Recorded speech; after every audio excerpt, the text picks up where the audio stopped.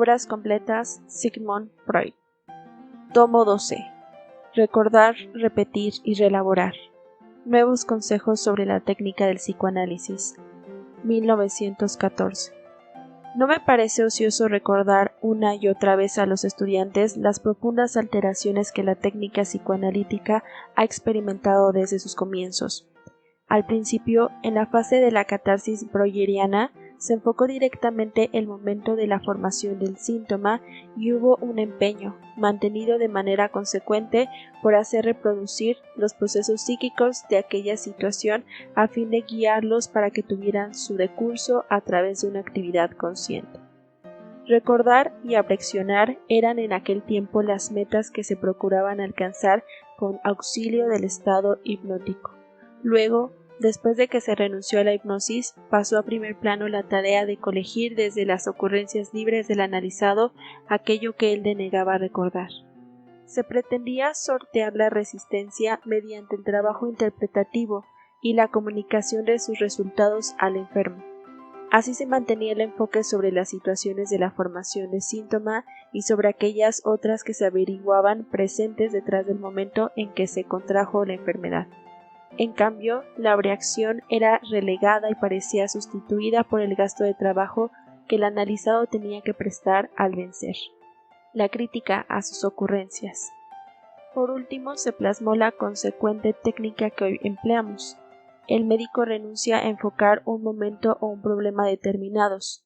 Se conforma con estudiar la superficie psíquica que el analizado presenta cada vez y se vale del arte interpretativo, en lo esencial, para discernir las resistencias que se recortan en el enfermo y hacérselas conscientes. Así se establece una nueva modalidad de división del trabajo. El médico pone en descubierto las resistencias desconocidas para el enfermo. Dominadas ellas, el paciente narra con toda facilidad las situaciones y los nexos olvidados. Desde luego que la meta de estas técnicas ha permanecido idéntica, en términos descriptivos, llenar las lagunas del recuerdo, en términos dinámicos, vencer las resistencias de la represión. Hay que agradecer siempre a la vieja técnica hipnótica que nos exhibiera ciertos procesos psíquicos del análisis en su aislamiento y esquematización. Solo en virtud de ello pudimos cobrar la osadía de crear nosotros mismos situaciones complejas en la cura analítica y mantenerlas transparentes. El recordar en aquellos tratamientos hipnóticos cobraba una forma muy simple. El paciente se trasladaba a una situación anterior que no parecía confundir nunca con la situación presente, comunicaba los procesos psíquicos de ella hasta donde habían permanecido normales, y agregaba lo que pudiera resultar por la transposición de los procesos entonces inconscientes en conscientes. Intercalo ahora algunas observaciones que todo analista ha hallado corroboradas en su experiencia. El olvido de impresiones, escenas, vivencias se reduce las más de las veces a un bloqueo de ellas. Cuando el paciente se refiere a este olvido, rara vez omite agregar: en verdad lo he sabido siempre, solo que no me pasaba por la cabeza. Y no es infrecuente que exteriorice su desengaño por no ocurrírsele bastantes cosas que pudiera reconocer como olvidadas, o sea, en las que nunca hubiera vuelto a pensar después de que sucedieron. Sin embargo, también esta añoranza resulta satisfecha, sobre todo en las histerias de conversión. El olvido experimenta otra restricción al apreciarse los recuerdos encubridores de tan universal presencia. En muchos casos he recibido la impresión de que la consabida amnesia infantil, tan sustantiva para nuestra teoría, está contrabalanceada en su totalidad por los recuerdos encubridores. En estos no se conserva solo algo esencial de la vida infantil, sino en verdad todo lo esencial. Solo hace falta saber desarrollarlo, desde por medio del análisis. En estos no se conserva solo algo esencial de la vida infantil, sino en verdad todo lo esencial. Solo hace falta saber desarrollarlo desde ellos por medio del análisis. Representan tan acabadamente a los años infantiles olvidados como el contenido manifiesto del sueño a los pensamientos oníricos. Los otros grupos de procesos psíquicos, que como actos puramente internos uno puede oponer a las impresiones y vivencias, fantasías, procesos de referimiento, mociones, de sentimientos, nexos, deben ser considerados separadamente en su relación con el olvidar y el recordar. Aquí sucede, con particular frecuencia, que se recuerde algo que nunca pudo ser olvidado, porque en ningún tiempo se lo advirtió, nunca fue consciente. Además, para el recurso psíquico no parece tener importancia alguno que uno de esos nexos fuera consciente y luego se olvidara, o no hubiera llegado nunca a la conciencia. El convencimiento que el enfermo adquiere en el curso del análisis es por completo independiente de cualquier recuerdo de esa índole. En las diversas formas de la neurosis obsesiva, en particular, lo olvidado se limita las más de las veces a disolución de nexos, desconocimiento de consecuencias, aislamiento de recuerdos. Para un tipo particular de importantísimas vivencias sobrevenidas en épocas muy tempranas de la infancia y que en su tiempo no fueron entendidas, pero han hallado inteligencia e interpretación con efecto retardado. La mayoría de las veces es imposible despertar un recuerdo. Se llega a tomar noticia de ellas a través de sueños y los más probatorios motivos extraídos de la ensambladura de la neurosis lo fuerzan a uno a creer en ellas. Hasta es posible convencerse de que el analizado, superadas sus resistencias, no aduce contra ese supuesto la falta del sentimiento del recuerdo, sensación de familiaridad. Como quiera que fuese, este tema exige tanta precaución crítica y aporta tantas cosas nuevas y sorprendentes que lo reservo para tratarlo en forma especial con materiales apropiados. Cuando aplicamos la nueva técnica resta muy poco, nada muchas veces, de aquel decurso de alentadora tersura. Es cierto que se presentan casos que durante un trecho se comportan como en la técnica hipnótica y solo después se niegan, pero otros tienen desde el comienzo un comportamiento diverso. Si nos atenemos al signo distintivo de esta técnica respecto del tipo anterior, podemos decir que el analizado no recuerda, en general, nada del olvidado y reprimido, sino que lo actúa. No lo reproduce como recuerdo, sino como acción. Lo repite, sin saber desde luego que lo hace. Por ejemplo, el analizado no refiere acordarse de haber sido desafiante e incrédulo frente a la autoridad de los padres. En cambio, se comporta de esa manera frente al médico. No recuerda haberse quedado atascado, presa de desconcierto y desamparo en su investigación sexual infantil, pero presenta una acumulación de sueños confusos. Se lamenta de que nada le sale bien y proclama, es su destino, no acabar nunca ninguna empresa. No se acuerda de haber sentido intensa vergüenza por ciertos quehaceres sexuales, ni de haber temido que lo descubrieran, pero manifiesta avergonzarse del tratamiento a que ahora se somete y procura mantenerlo en secreto frente a todos. En especial, él empieza la cura con una repetición así. A menudo, tras comunicar a cierto paciente de variada biografía y prolongado historial clínico la regla fundamental del psicoanálisis y exhortarlo luego a decir todo cuanto se le ocurra, uno espera que sus comunicaciones afluyan en torrente, pero experimenta, al principio, que no sabe decir palabra. Calla y afirma que no se le ocurre nada. Esta no es, desde luego, sino la repetición de una actitud homosexual que se esfuerza hacia el primer plano como resistencia a todo recordar. Y durante el lapso que permanezca en tratamiento, no se liberará de esta compulsión de repetición. Uno comprende, al fin, que esta es su manera de recordar. Por supuesto que lo que más nos interesa es la relación de esta compulsión de repetir con la transferencia y la resistencia.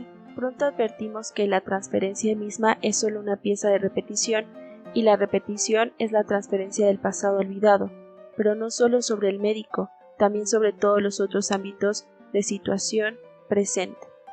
Por eso tenemos que estar preparados para que el analizado se entregue a la compulsión de repetir, que le sustituye ahora el impulso de recordar, no solo en la relación personal con el médico, sino en todas las otras actividades y vínculos simultáneos de la vida.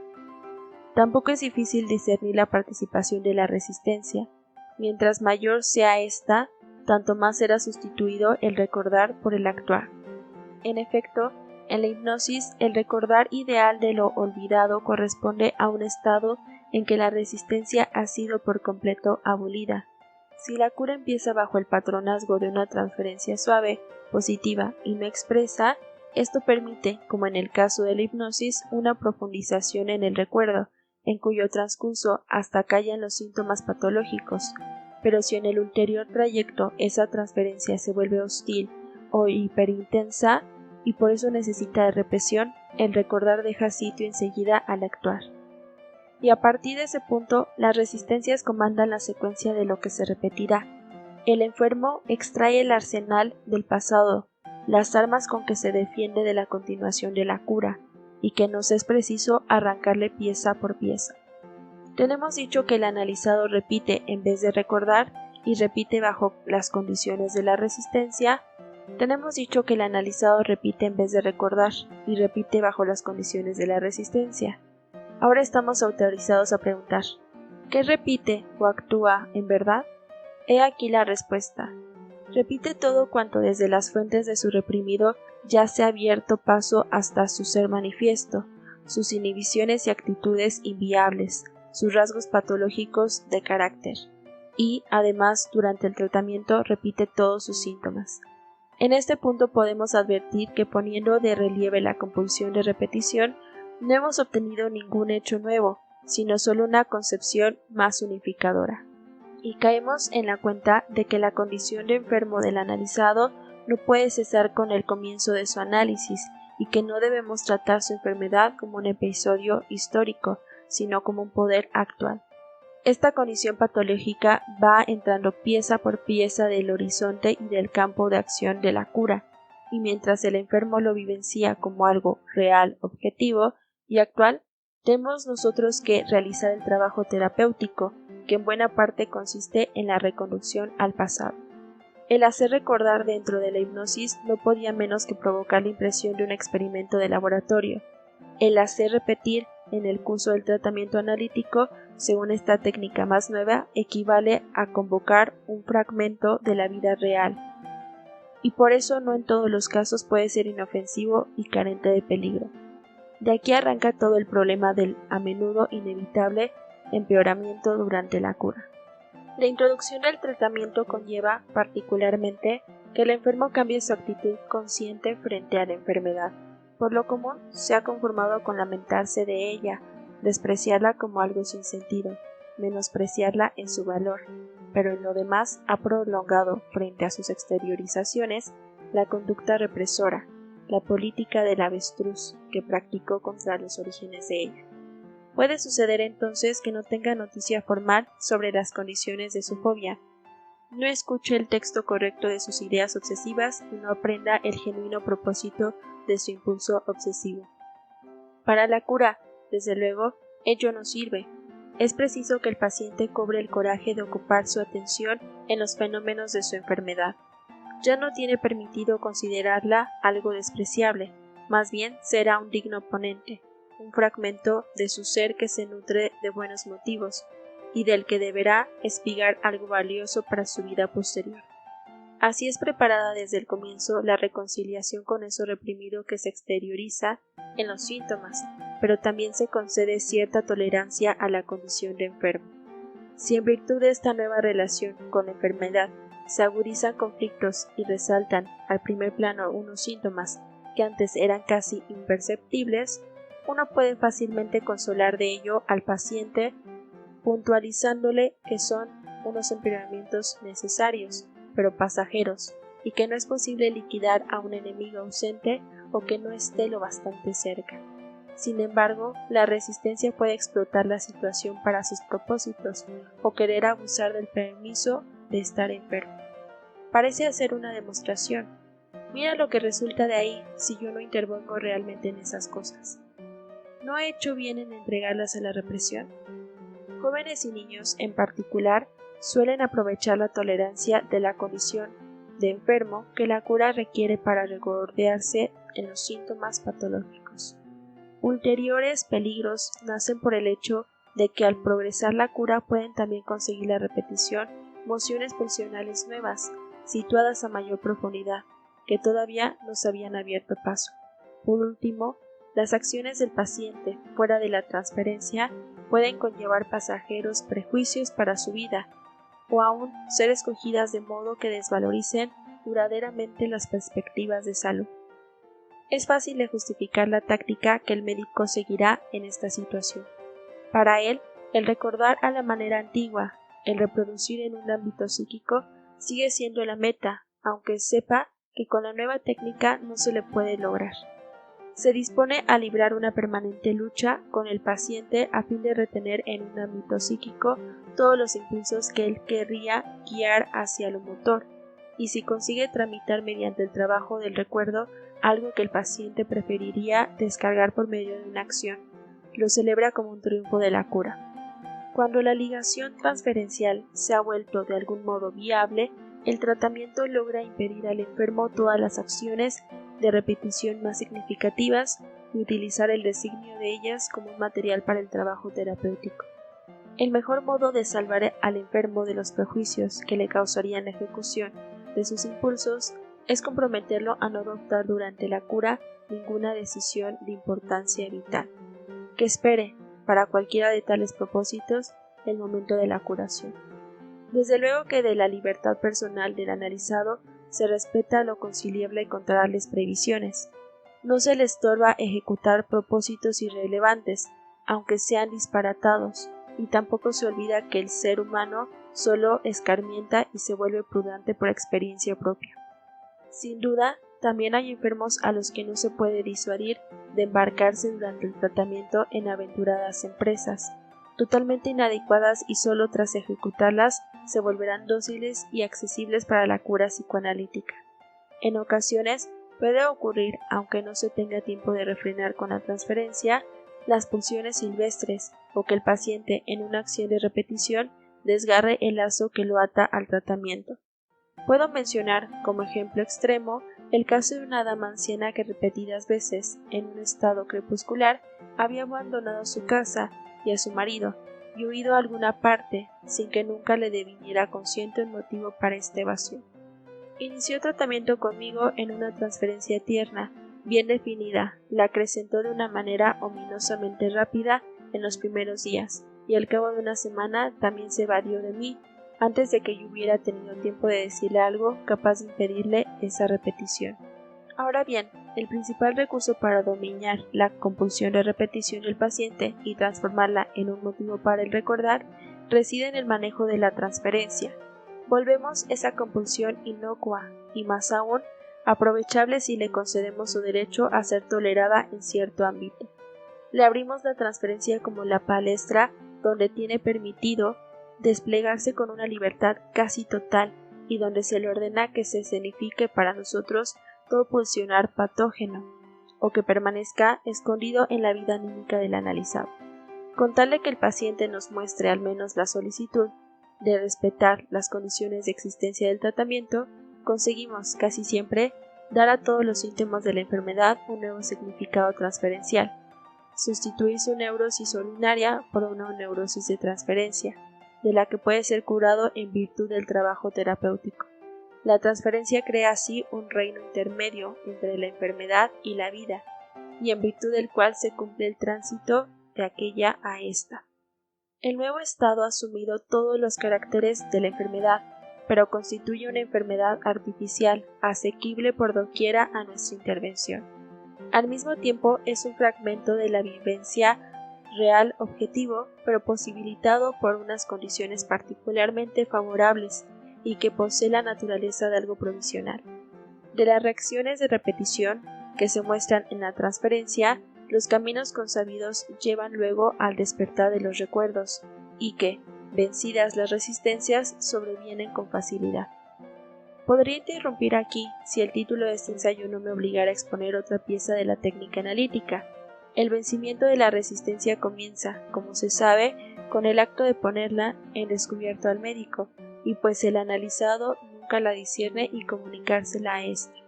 Ahora bien, parece que principiantes en el análisis se inclinan a confundir este comienzo con el análisis en su totalidad. A menudo me han llamado a consejo para casos que el médico se quejaba de haber expuesto al enfermo su resistencia, a pesar de lo cual nada había cambiado, o peor, la resistencia había cobrado más fuerza y toda la situación se había vuelto aún menos transparente. La cura parecía no dar un paso adelante. Luego, esta expectativa sombría siempre resultó errónea. Por regla general, la cura se encontraba en su mayor progreso, solo que el médico había olvidado que nombrar la resistencia no puede producir un cese inmediato. Es preciso dar tiempo al enfermo para enfrascarse en la resistencia, no concebida para él, para reelaborarla, vencerla prosiguiendo el trabajo en desafío a ella y obedeciendo a la regla analítica fundamental. Solo en el apogeo de la resistencia descubre uno, dentro del trabajo en común con el analizado, las mociones funcionales reprimidas que la alimentan y de cuya existencia y poder el paciente se convence en virtud de tal vivencia. En esas circunstancias, el médico no tiene más que esperar y consentir un recurso que no puede ser evitado, pero tampoco apurado.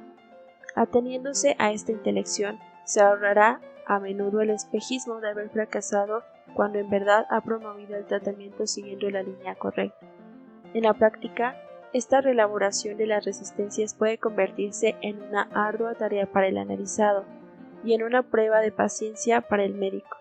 No obstante, es la pieza de trabajo que produce el máximo efecto alterador sobre el paciente y que distingue el tratamiento analítico de todo influjo sugestivo.